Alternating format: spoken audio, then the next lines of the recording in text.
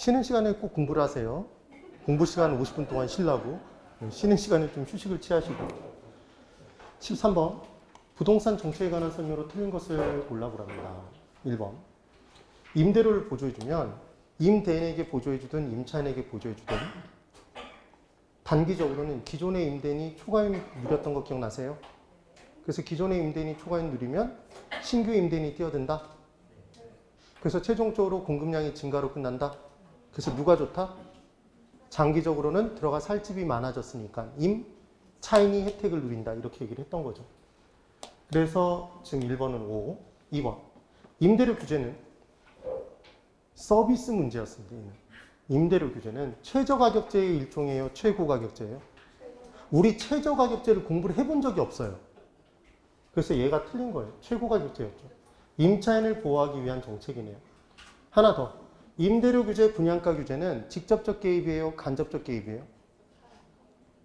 또 대답 못하죠? 얘 가격을 아예 건드렸잖아요. 얼마를 받아라. 그러니까 걔는 직접적 개입이었죠. 돈 대주거나 정보 대주는 건 간접적 개입이었고, 네. 그래서 임대료 보조금은 금이니까, 돈이니까 간접적 개입. 세금, 돈이니까 간접적 개입. 부담금, 돈이니까 간접적 개입. 맞아요. 토지 정보 체계 구축, 정보니까 정보도 돈이었죠.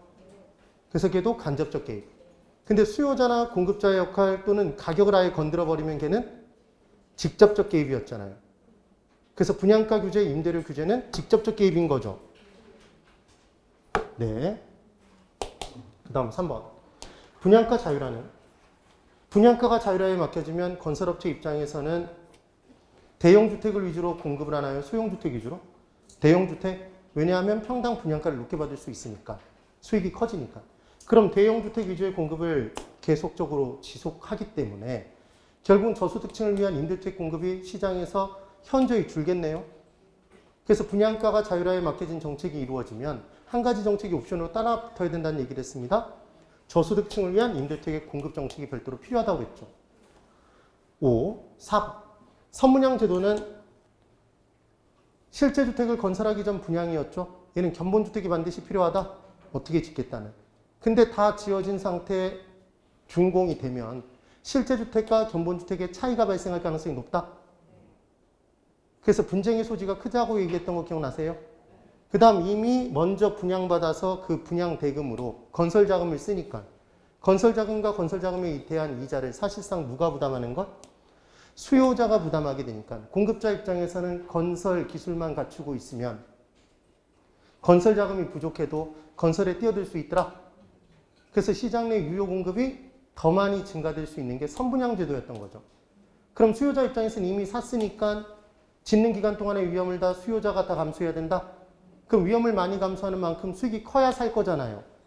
그래서 분양 시점의 가격이, 분양가가 준공 시점의 가격보다 더 낮아야 높아야? 더 싸게 살 수 있어야 선분양 받겠죠. 그래서 얘는 주택가격이 상승하는 시기에 적합한 분양제도였다? 선분양제도가. 그 다음 선분양제도에서는 시점이 2개, 가격도 2개, 분양 시점과 준공 시점 2개. 그 차이를 누리고자 두 대금의 차익을 누리고자 들어서는 투기 수요가 발생할 여지가 있더라. 그래서 전매 금지 조치를 취할 수 있나요? 그리고 투기 수요와 실수요 사겠다는 사람이 많아지니까 줄을 서 수요가 더 많이 필요하다. 그래서 청약예금 저축 등의 필요성이 더 강조되는 게 선분양제도. 그래서 선공이다, 후공이다? 선공 이렇게 기억을 해두시라는 얘기를 했죠. 공급자 중심의 이때 분양제도였습니다.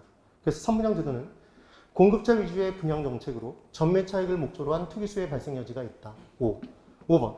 공공임대택의 건설 공급 정책이 이루어지면 단계는 효과 만땅, 장기는 효과 꼴랑 하나. 그래서 얘는 공공임대택이 사적 임대택보다 싼 임대료로 공급되나요? 비싼 임대료로? 싼 임대료로 공급되면 사적 시장의 임차인이 수요가 공적 시장으로 옮겨간다?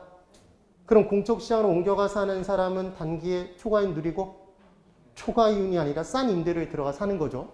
혜택을 누렸고. 그 다음 사적 시장에서는 임대주택 시장에 수요의 감소로 초과 공급이 이루어지니까 사적 시장도 임대료 하락. 그래서 그냥 머물러 사는 임차인도 혜택을 누리게 된다. 임대료 하락으로. 맞죠?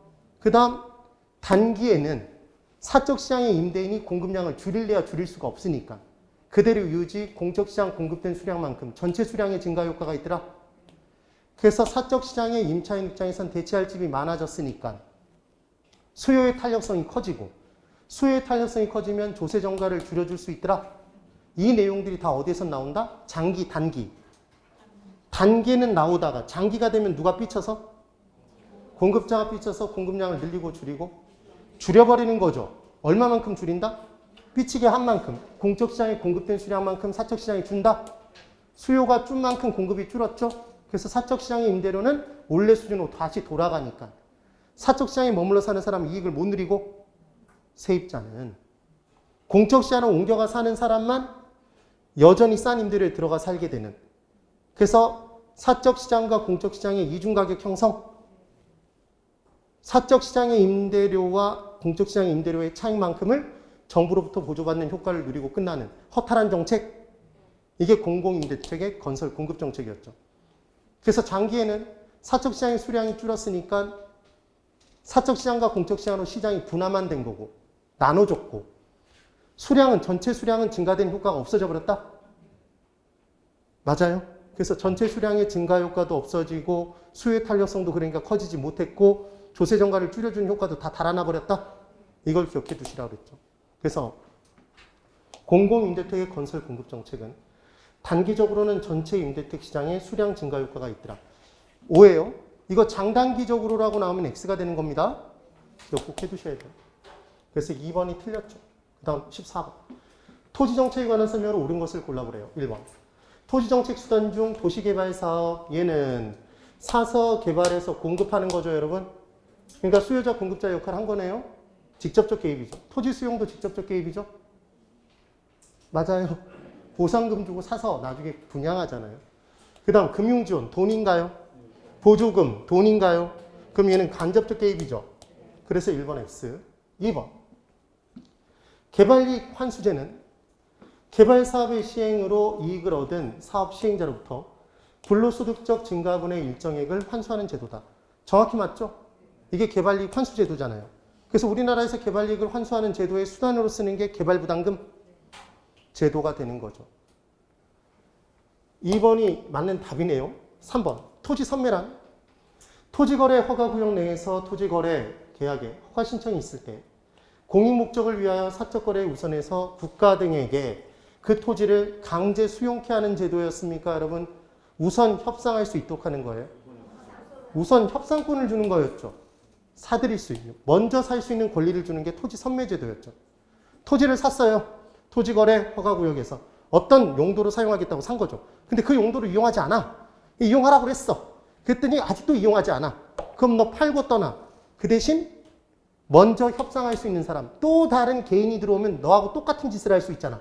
그러니까 국가 등에게 팔아. 먼저 이렇게 얘기를 하는 거죠. 이게 토지 선매제도. 된 거죠. 그때 강제 수용 못 합니다. 그래서 지금 3번이 왜 틀렸는지 아셔야 되고, 그 다음 4번. 개발권 양도제는 개발권만 양도제였던 거 기억나세요? 이거 토지 소유권과 일체로 넘긴다 그러면 X죠? 개발권과 소유권을 함께 넘겼다 그러니까 얘는 X가 되네요. 근데 이 부분에 우리나라에서는 시행하지 않는다에 꽂혀서 이제 또 얘도 오라고 대답하시면 안 되는 거죠. 분명히 그런다고요. 그래서 개발권 이전제는 지금 웃는 분들은 그렇게 꽂힌 거야, 지금. 그래서 개발권 이전제는 개발권만 이전제, 개발권만 양도제였습니다. 토지 이용 규제가 이루어진 지역 내에 이용할 수 없게 된 개발권을 개발 가능 지역 내에 양도할 수 있도록 함에 따라 시장에서 사고 파는 거죠.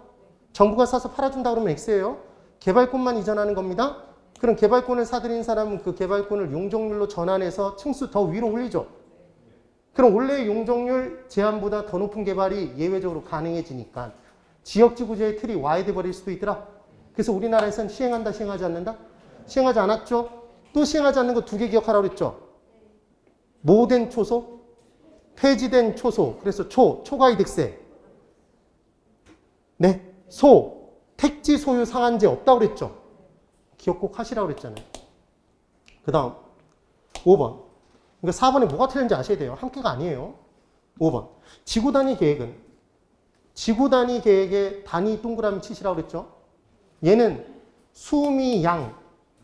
기억나셔야 돼요? 이게 단위죠? 네. 그래서 지구 단위 계획은 도시군 계획 수립 대상 지역에 여기 도의 동그라미 쳐보실래요?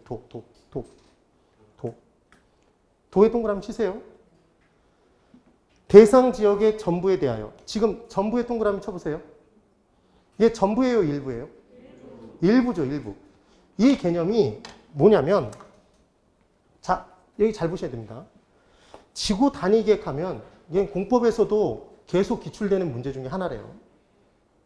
근데 이게 우리 시험에서는 이렇게 그냥 나오고 끝나는데, 혹시 난이도가 높아지면 이렇게 나올 수도 있어요. 잘 들어보세요. 지구 단위 계획은 기본적으로 일부에 대해서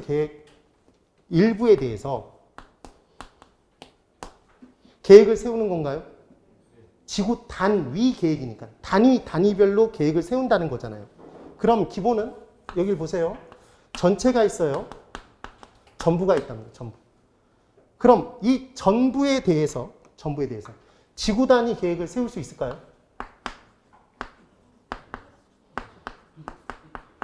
아니, 지금 뭐냐면 지구 단위 계획은 단위를 정해놓고 계획을 짜서 개발하는 거잖아요.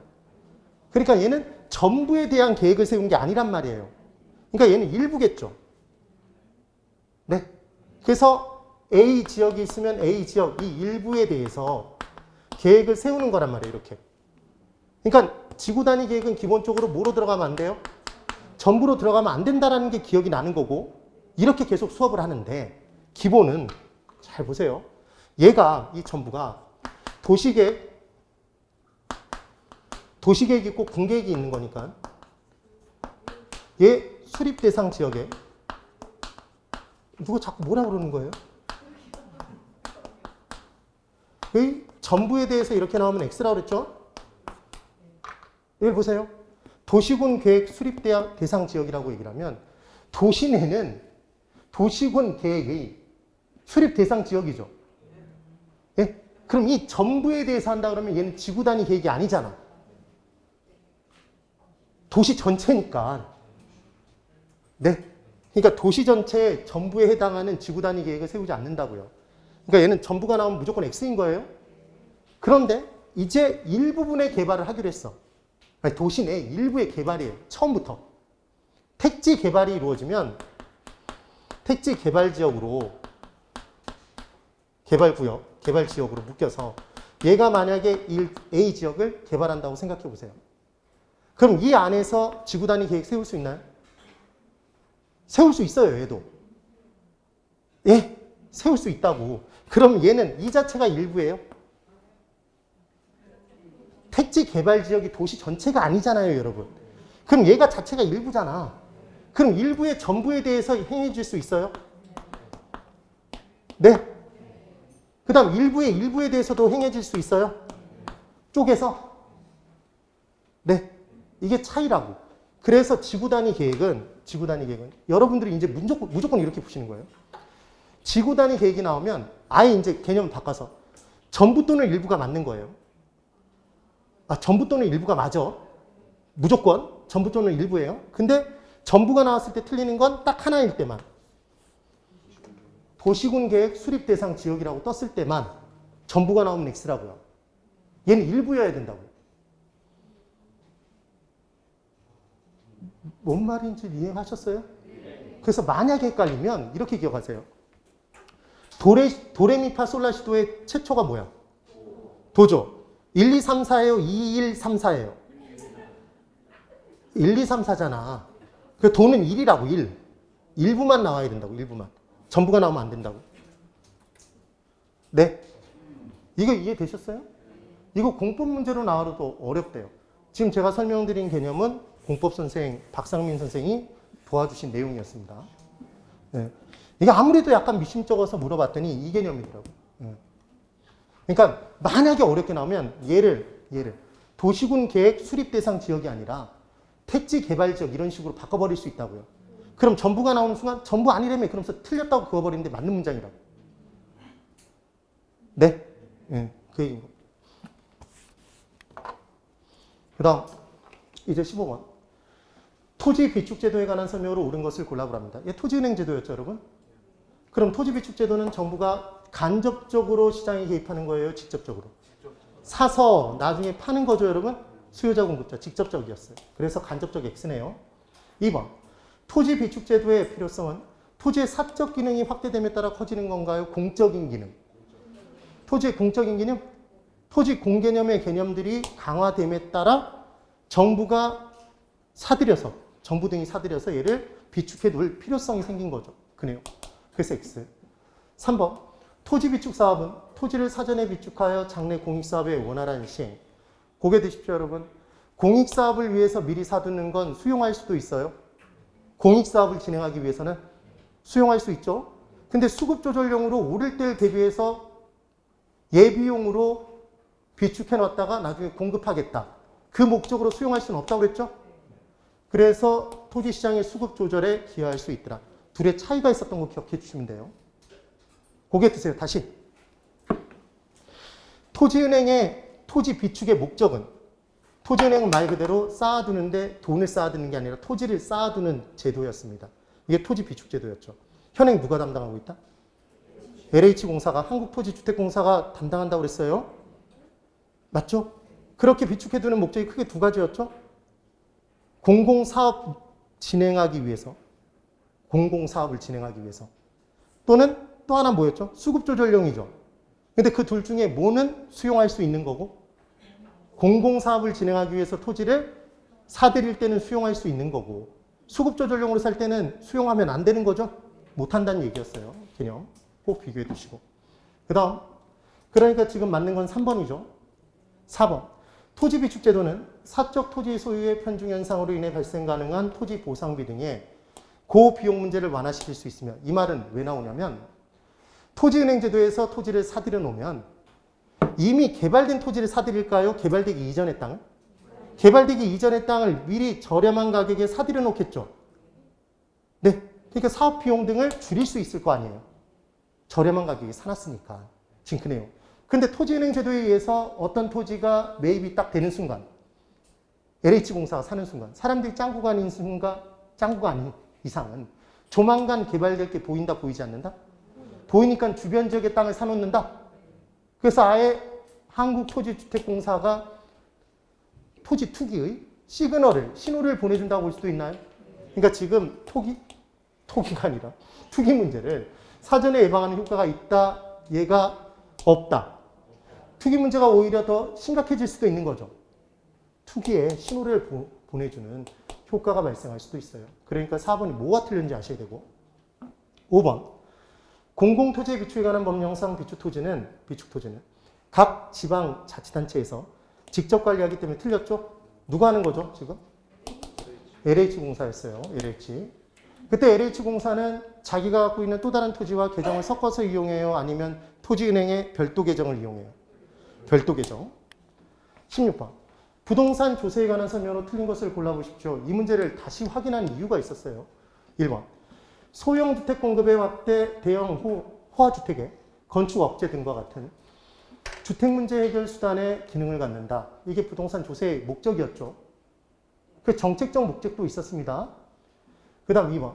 신규주택과 중고주택에 똑같은 세금을 부과하면, 똑같은 세금을 부과했대요. 그러면 여러분 이거 기억나세요? 신규주택의 경우에는 수요자가 고소득층이었죠. 네. 탄력적이에요, 비탄력적? 수요자가 탄력적이죠? 근데 공급은, 신규주택은 가격이 올라도 바로 공급을 못하죠? 짓는데 시간이 걸리니까 공급이 비탄력적이죠. 그럼 신규주택의 경우에는 수요가 상대적으로 탄력적이니까 수요자에게 전가가 적게 이루어지죠. 그럼 고소득층은 세금 조금 부담하네요? 그랬었잖아요. 그럼 중고주택은 수요계층이 저소득층이죠? 힘이 세다, 약하다? 약하다, 비탄력적. 근데 공급은 가격이 올라가면 이미 지어져 있으니까 팔기 위해 내놓으면 되죠. 그래서 공급이 상대적으로 탄력적이었죠? 중고주택은. 그럼 재산세가 똑같은 정도로 부과돼 버리면 얘는 더 많이 떠넘긴다? 저소득층에게? 그럼 저소득층은 세금 많이 부담, 고소득층은 세금을 조금 부담. 이런 역진세적 효과가 발생한다고 그랬죠? 그게 역진세적 효과였잖아요. 그러면 기본은 여기 보세요. 제가 이렇게 전에 그렸던 거 혹시 기억나세요? 이건 오목이 아니었죠, 여러분? 사람이었죠, 사람? 그래서 사람이 능력이 제일 높은 사람, 능력이 제일 낮은 사람, 능력이 동일한 사람들. 그럼 능력이 동일한 만큼 동등하게 대우해야 된다는 건 얘는 형평성인데 수평적 형평성이다, 수직이다. 수평적 형평성이고. 맞나요? 그러면 동일 주택가격에 대해서 동일한 세산세를 때린다는 건, 동일한 세금을 때리는 건 수평적 과세겠네, 이게요. 수평적 과세죠. 그런데 고수층에는 세금 많이 부담시키고 저수층에는 세금을 조금만 부과. 소득 수준별로. 그럼 얘는 수직적 과세? 수직적 형평성인가요? 그러니까 기본적으로 고소득, 저소득 이 표현이 나오면 소득 수준이 서로 다른 거죠. 그럼 서로 다르는 수직이에요, 수평이에요? 수직이잖아. 그럼 그때 고수층에 세금 많이 부담시키고 저수층에는 세금을 조금 부담시켜야 되는데 이게 수직적 형평성을 도모하는 건데 네, 이게 반대로 뒤집혀진 거잖아요. 그러니까 얘는 수평적 형평성이 깨진 거예요? 수직적 형평성이 깨진 거예요? 수직적 형평성이 깨진 거죠. 맞아요. 이렇게 나오면 진짜 고난도의 문제인 거예요. 그래서 신주택과 중고주택에 똑같은 세금을 부과하면 저소득층의 세금 부담이 더 커지는 역진세적 효과가 나타나. 여기까지 맞습니다. 수평적 형평성을 달성할 수 없게 되는 게 아니라 수직적 형평성을 달성할 수 없는 거죠. 2번이 왜 틀렸는지 아셔야 돼요. 그 다음 3번. 양도소득세가 중과세되면 지금 팔아요, 안 팔아요? 세금 무서워서 안 팔죠. 그럼 공급이 얼어붙죠. 얘를 동결효과라고 그랬죠. 그럼 공급이 줄었으니까 초과수에 따라 가격은 상승할 수도 있네요. 그래요. 4번. 조세 부과는 수요자와 공급자 모두에게 세금을 부담하게 하나 상대적으로 가격 탄력성이 낮은 쪽, 힘이 센 쪽, 약한 쪽. 탄력성이 힘이었죠. 탄력적일수록 힘이 세다가 기억나셔야 돼요. 그럼 수요와 공급 중에 상대적으로 가격 탄력성이 낮은 쪽, 힘이 약한 쪽이 세금을 더 많이 부담하게 된다? 네, 그 얘기였습니다. 아예 볼까요, 여러분? 우리 이것까지도 계산 문제 풀었었는데. 수요의 탄력성과 공급의 탄력성이 얘가 2고 3이랍니다. 그럼 누가 더 많이 부담해요? 지금 누가 더 커요? 탄력성은 공급이 더 크죠? 그럼 수요자가 더 많이 부담해야 되는 거죠? 네, 상대적 비탄력적이니까. 그럼 세금의 부담 정도, 공급 비용의 부담 정도는 뒤집어서 부담하면 된다고 그랬죠? 얘는 3이고 얘는 2였죠? 전체 5분의 얘는 3이고 전체 5분의 얘는 2. 뒤집어줬던 거 기억나세요? 이걸 바꿔줬던 거. 부담하는 정도를 따질 때는. 우리의 예상 문제 중에서 풀어봤던 문제잖아요. 그 다음 5번. 절세는 여러분, 절세는 세금을 절약하는 거죠, 여러분. 그럼 탈세는 세금을 불법적인 요인으로 탈루하는 거죠. 네. 그러니까 얘가 불법이라는 건 알아요, 탈세. 탈세는 나쁜 거, 절세는 좋은 거죠. 근데 조세 회피는 왠지 회피니까 나쁜 것 같잖아요. 근데 회피한다고 해서 책임을 회피했다고 해서 그 사람이 법적인 책임 안 받죠. 네. 불법적인 게 아니라고. 그러니까 조세 회피는 자기가 낼 세금인데 최대한 노력해서 줄이려고 하는 일종의 방안이기 때문에 이걸 불법이라고 생각하지 않는단 말이에요. 그래서 기억하시는 방법, 뭐만 불법이다? 탈세만. 그래서 책임 회피하면 불법이에요? 아니죠. 조세 회피도 불법이 아니라고. 그 내용을 꼭 기억해 주셔야 돼요. 그래서 5번에 절세와 조세 회피는 합법적으로 세금을 줄이려는 행위이며 탈세는 불법적으로 세금을 줄이려는 행위다. 맞네요. 그 다음 17번. 17번 문제를 낸 이유가 있습니다. 자, 보세요. 얘 딱 보는 순간 여기 문제 뭐라고 돼 있어요? 자기 자본 수익률 계산하는 거죠? 뭘 적어놓고 문제 풀어요? 소자 이자를 내고 집으로 돌아오겠습니다. 소자 이자를 내고 집으로 돌아오겠습니다. 이게 기억나면 되죠? 이렇게만 딱 적어놓고 문제 푸시라고 그랬어요. 소 찾아요. 소 어디 있어요? 순영업소득 3,000이라고 돼 있죠? 3천. 자본이득은 어디 있어요? 자본가치 증가를 통한 이득이죠? 그럼 가격 상승률은 어디에 곱한다고 그랬죠? 제가 듣고 싶은 대답은 부동산 가격 상승률은 어디에 곱해요? 부동산 가격에 곱하죠. 그럼 10억에 2% 곱하면 얘는 2천만 원이죠. 2가 나온 순간 200일 리가 없죠. 2억일 리가 없잖아. 2천만 원이라고. 그럼 더하면 5천이네요. 네. 총 수익은 5천이에요. 그러면 기업은 타인 자본을 하나도 활용하지 않았죠. 그럼 이자가 빵이란 얘기입니다. 이자 빵이잖아. 그럼 총 투자액이 지분 투자액이죠? 저당이 없으니까. 그럼 얘는 10억이죠. 5를 10으로 나누면 1로 나누면 5죠. 몇 프로? 5%? 다 5%예요, 지금. 2번, 3번, 4번, 5번이 다 5%죠. 그럼 이제 니은을 구해야 돼요. 니은을 구해야 되는데 지금 총 수익률을 지금 지분 수익률이 얼마로 계산됐어요? 얘 5%죠. 칠판 쪽.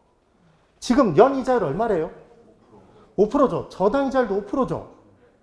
총 수익률이 얼마예요? 남의 돈 없으니까 지분 수익률이 총 수익률이잖아요, 지금. 그럼 지금 다 5%예요? 총 어떻게 구한다고 그랬죠?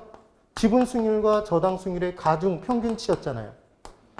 그래서 이 셋 중 둘이 같으면 무조건 나머지 하나도 무조건 같다? 얘 평균에서 얘가 나오는데 이 둘이 같으면 얘도 무조건 같다? 얘 둘이 같으면 얘도 무조건 같다? 그래서 짝대기가 이렇게 그어지면 얘도 이렇게 간다고 그랬죠? 맞아요. 그래서 저당 비율이 부채 비율이 커지든 말든 무조건 총 수익률과 지분 수익률은 무조건 같잖아요. 그럼 이 문제에서 지금 5% 계산된 순간 저당이자라고 똑같네요. 그럼 이때 니은은 타인 자본이 10%를 이용하든 100%를 이용하든 90%를 이용하든 50%를 이용하든 무조건 지분 수익률이 얼마나? 얘는 5%예요. 계속 5%라고. 중립적 지렛대 효과의 문제잖아요, 지금. 네. 물론 이렇게 푸셔도 됩니다.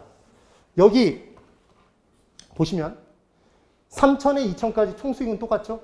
니은 같은 경우에 타인 자본을 80% 이용했대요.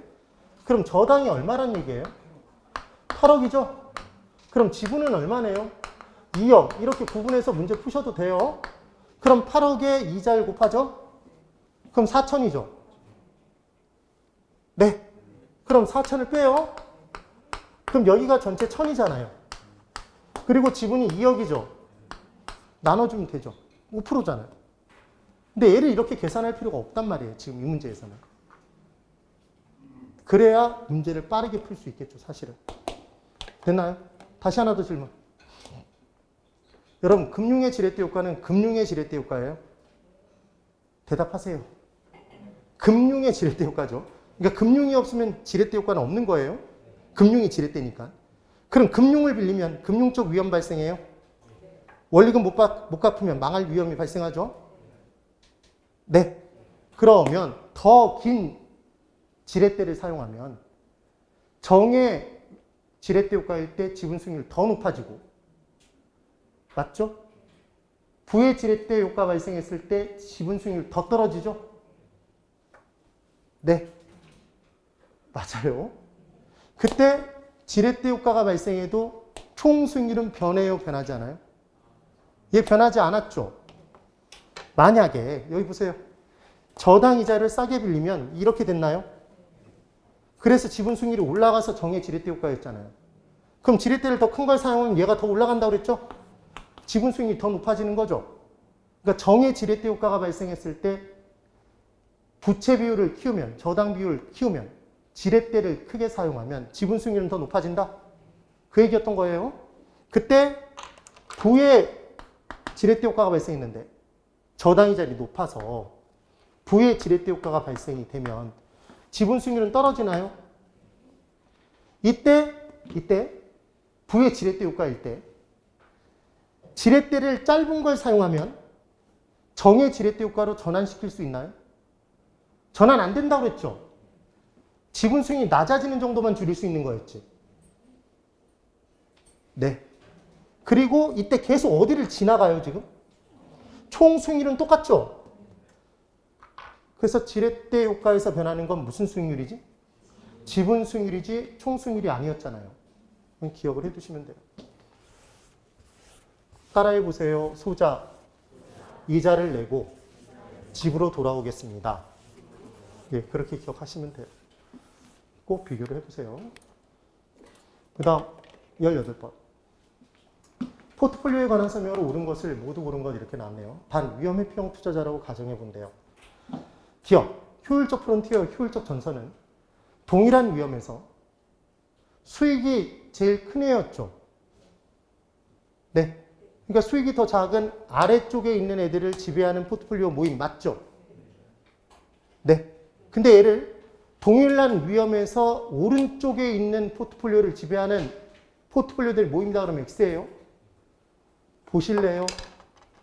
제가 이렇게 설명했던 게 기억이 나나 보세요. 저걸 만약에 함정으로 파면 거의 대부분 틀려요. 0이고 수익이고 위험이었죠. 그래서 중요한 건 수익은 지금 위아래로 있고 지금 위험은 좌우로 있죠, 여러분? 그럼 오른쪽에 있는 애들이 위험이 큰 애들이고 아래쪽에 있는 애들은 수익이 작은 애들이죠? 그때 위험의 피용 투자자일 때 효율적 전선은 이렇게 우상향하는 모양을 띈다고 그랬어요. 그래서 위험이 클수록 수익도 커지는 효율적 포트폴리오가 나온다. 그때 A가 있으면 여기다 점을 찍었으면 얘는 효율적 전선상이니까 효율적 포트폴리오네요. 맞아요. 그럼 효율적 포트폴리오는 수직으로 내려보면 얘는 뭐가 동일하죠, 지금? 동일한 위험을 갖는 애들이죠. 얘들이 이렇게 있으면 다 동일한 위험을 갖는 애들이잖아요. 그때 얘가 수익이 제일 높은 놈? 그래서 동일한 위험에서 수익이 더 낮은 아래 것들을 지배한다? 얘가 지배하는 거죠, 지금. 얘가 A라면 A가 지배하는 거죠. 그래서 효율적 포트폴리오는 동일한 위험에서는 아래쪽에 있는 애들을 지배하는 거예요.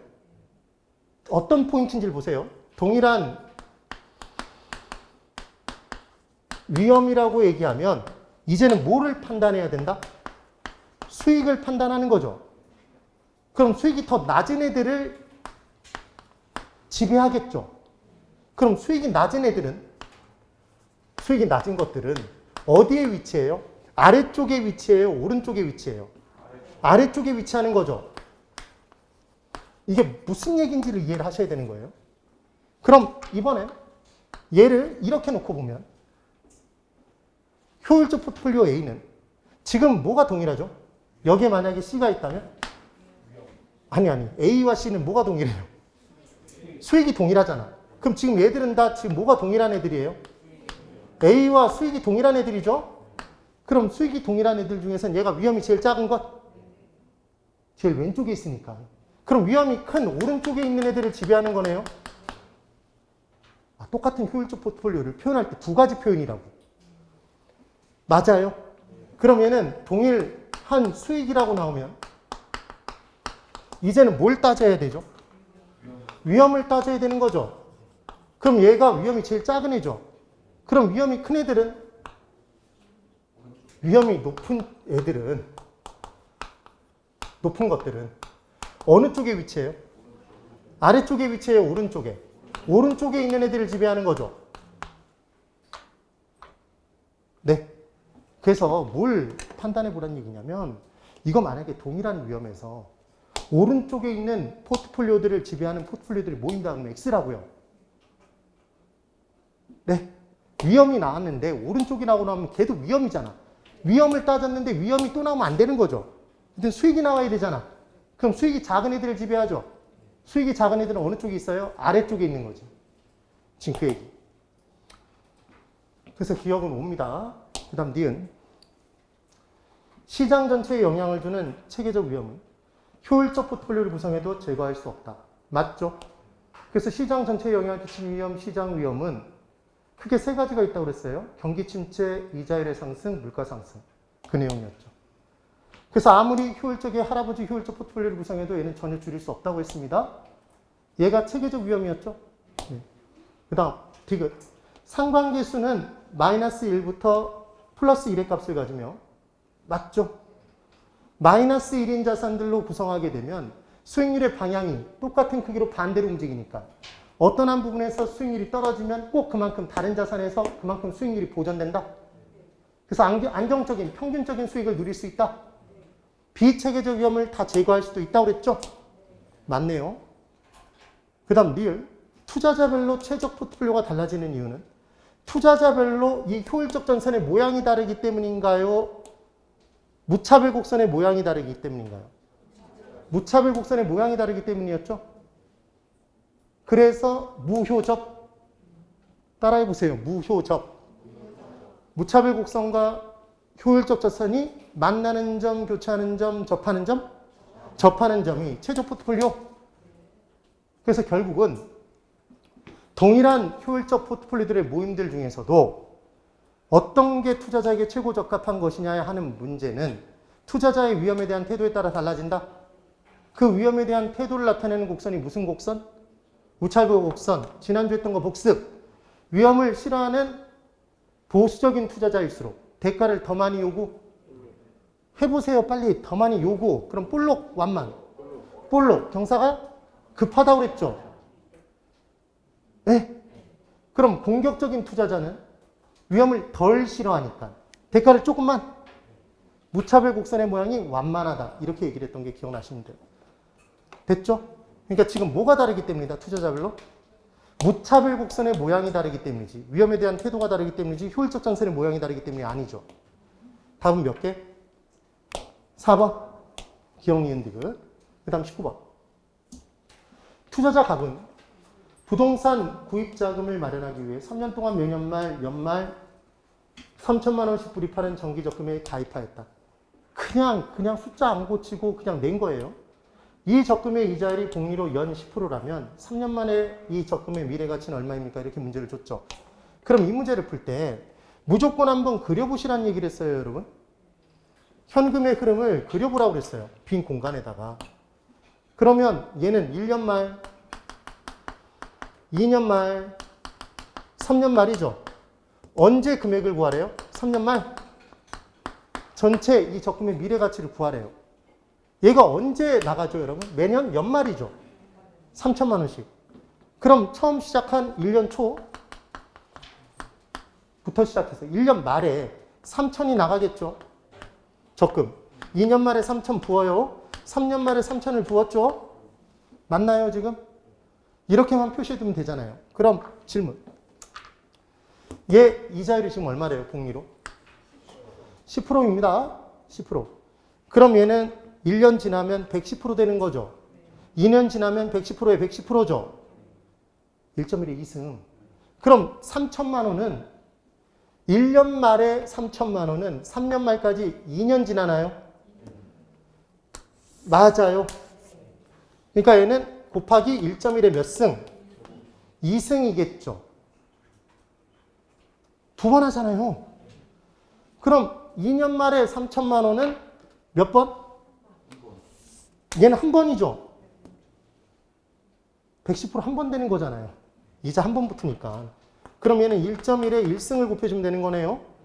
그럼 3년 말에 3천만 원은 3년 말 금액은 3천이죠.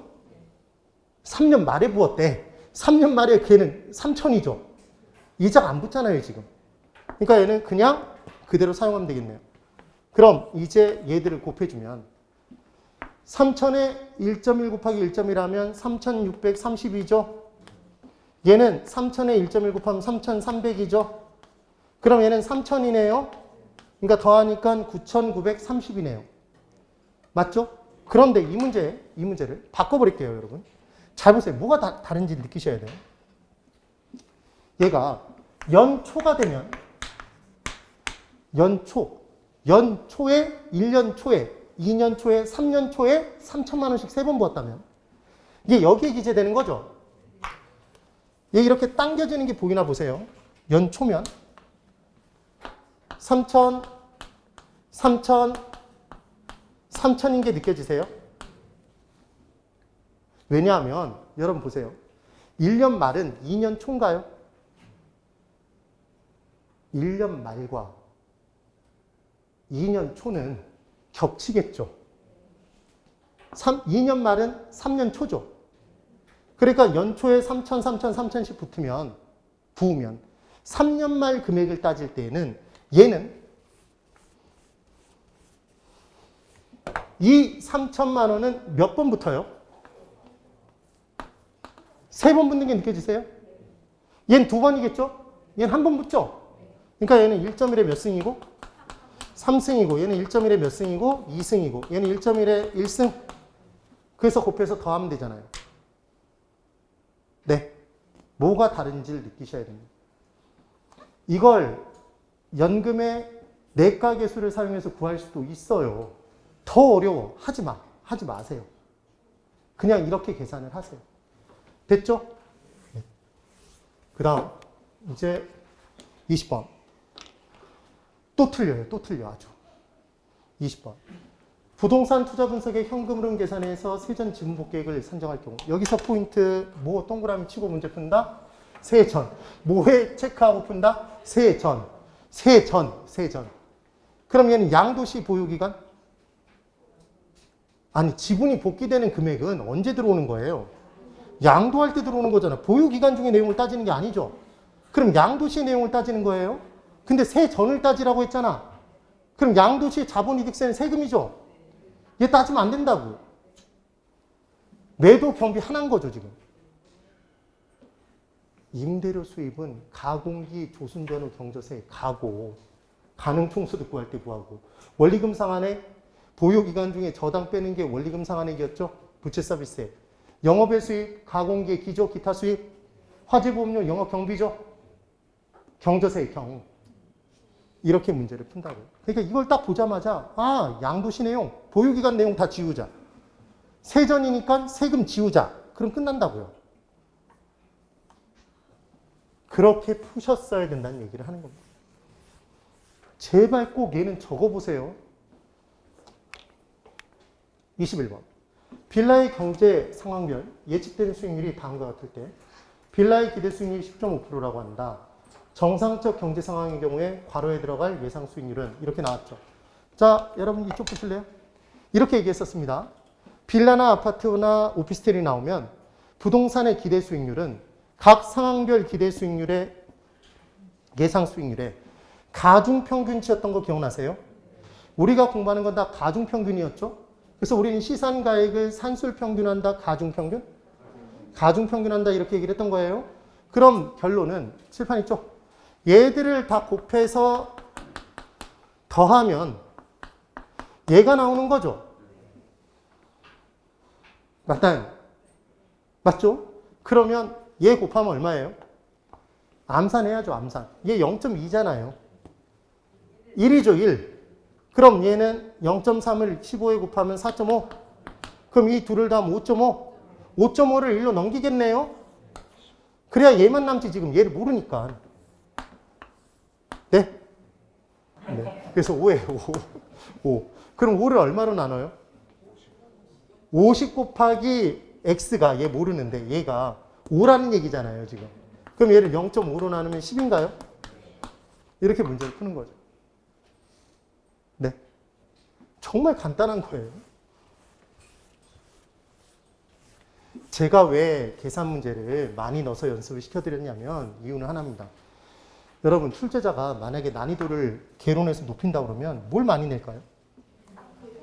계산 문제 많이 내요. 근데 계산 문제를 여러분들 중에 분명히 다 포기하시는 분들이 있을 거예요. 분명히. 그럼 계산 문제가 10문제인데 다 포기하면 몇 점 그냥 까고 시작하는 거죠? 25점. 만약에 11문제 나오면 27.5. 그럼 나머지 거의 70점 정도를 가지고 다 맞춰도 70점이네요. 떨어질 확률은 그만큼 높아지는 거예요. 근데 계산 문제가 생각보다 그렇게 어렵지 않아요. 22번.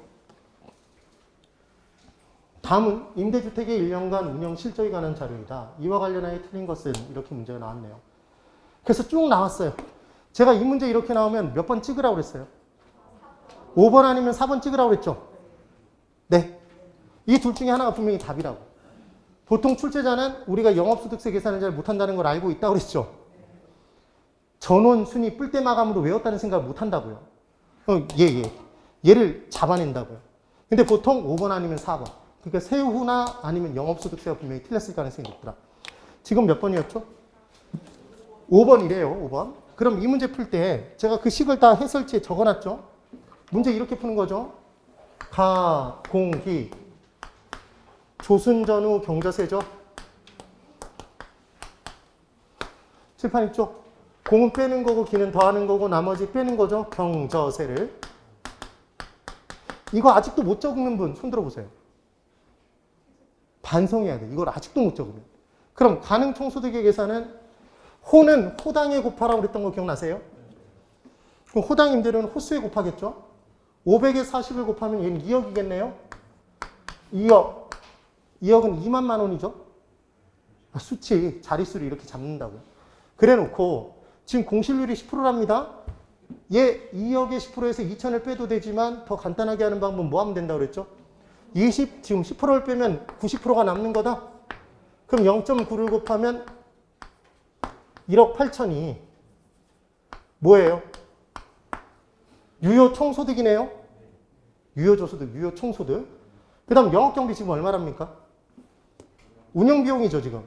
2천 빼요. 그럼 얼마죠? 1,600이죠. 1억 6천. 1억 6천. 그 다음 부채 서비스액은 원리금 상환액이에요? 원금 상환액이에요? 이자 지급분이에요? 원리금 상환액이죠. 6천 빼는 거예요? 너무 쉬워요. 그럼 얘는 1억이잖아요. 그럼 세 전에 지금 보면 원금 상환액은 보이죠? 순위 전원. 전원일기로 가는 게 훨씬 쉽잖아요, 지금. 바로 보이니까. 물론 이자는 2천이겠죠. 원리금이 6천인데 원금 상환액이 4천이면 이자는 2천이잖아요. 근데 얘가 원금 상환분이 그냥 보이니까 전에다가 더하죠. 원금 상환분 4천을 더해요.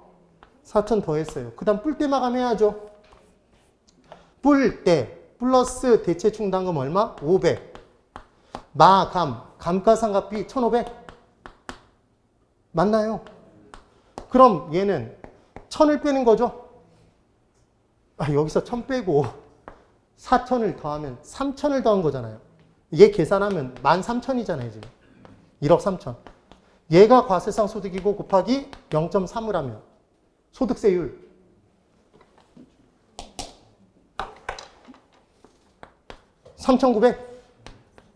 3,900인가요? 그럼 얘를 빼면 얼마가 나와요? 6,100이 남죠? 그런데 지금 얼마라고 했어요? 6,000이라고 해서 틀린 거잖아요. 이네요.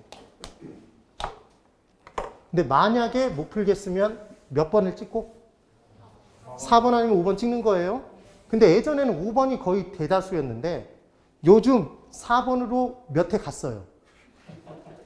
약간 5번의 기운이 다시 느껴지긴 하는데 왜 1, 2, 3번에 답을 안 주는지 이해되시죠? 여러분이 출제를 해도 그렇게 내실 거 아니에요, 사실은. 23번. 부동산 투자 분석 기법 중 어림셈법에 관한 설명으로 틀린 것. 칠판 보고 대답해 보세요. 얘 어림셈법이죠, 여러분? 할인해요, 안 해요? 할인 안 했죠? 화폐 시간 가치 고려하지 못합니다. 어림셈법에 두 가지가 있었죠. 승수법과 수익률. 둘은 역수. 그때 승수를 구하는 방법은 세모 승수는 뭐 분해? 세모 승수분해가 아니라 세모 분해. 투자액이었죠. 네? 세모에 맞춰서 세모가 조순이면 총 투자액이고 조순 총리. 전후는 지분 투자액. 이렇게 얘기했던 게 기억나셔야 돼요. 맞나요? 그럼 볼까요? 1번. 총소득 승수는 이게 조소득 승수죠. 그럼 총소득 승수는 총소득분의 총투자액 맞죠? 네. 그것의 역수는 조소득 승수의 역수는 조총이에요? 순종이에요? 조총이죠. 기억 안 나면 이게 총소득 승수니까 총자산 회전율 맞아요? 총 들고 돈 내놔 그러면 돈 있는 사람에게서 없는 사람에게로 자산이 회전한다면서요. 총자산 회전율. 그 다음 2번. 순소득 승수는 순소득분의 순영업소득에 대한 총 투자액의 비율이죠. 얘가 순자, 자본의 수기간. 그래서 자본의 수기간은 무슨 자본의 회수기간? 총 투자액의 회수기간이지 지분 투자액의 회수기간이 아니었죠. 네. 얘의 역수는 순자는 뭐 해야 된다? 순종해야 된다. 종합자본 환원율이었죠. 그래서 고개 드시고 대답해 보세요. 문제에서 순소득 승수를 10으로 줬습니다. 그럼 종합 환원율은 얼마예요? 10%, 10분의 1, 10%. 되세요? 걔를 어디다 사용하면 된다? 수익환원법에서 사용하면 되죠. 네. 그 다음 3번. 세전현금 수지 승수는 세전현금 수지분의 지분투자액이죠. 이거 총투자액으로 나와 있으면 X예요. 그 다음 일반적으로 세후 현금 수지 승수보다 작다. 여기 보세요. 제가 승수의 크기는 원래 세전현금 수지, 세후 현금 수지, 총소득, 순영업소득의 크기 순에 반대로 뒤집힌다? 라고 했던 거 기억나세요? 이식.